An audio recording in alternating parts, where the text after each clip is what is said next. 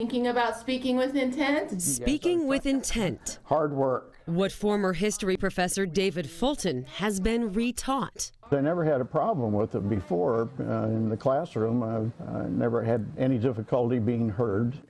David was diagnosed with Parkinson's disease about 5 months ago and found he was losing his voice. Without intention, people had been talking over me. It was sort of difficult, to feel like, well, what I have to say may not sound important because of the way I was saying it. There is no cure for Parkinson's disease, but David won't let it get the best of him. Son. He met with a pathologist 3 times a week for 4 weeks, learning to project and speak with intent through the Speak Out program. I could really tell the difference.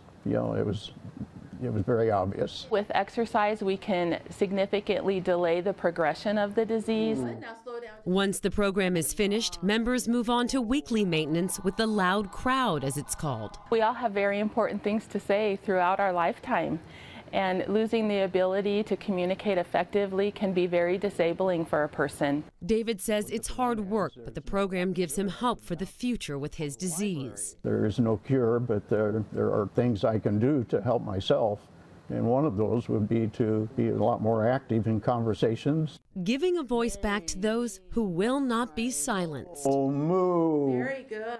Parkinson Voice Project offers a grant to help hospitals pay for the therapy program, The Loud Crowd. The Northwest Parkinson's Foundation has a list of regional speech therapy centers where you can renew your own voice loudly. For HealthLink, I'm Amatia Idrisi.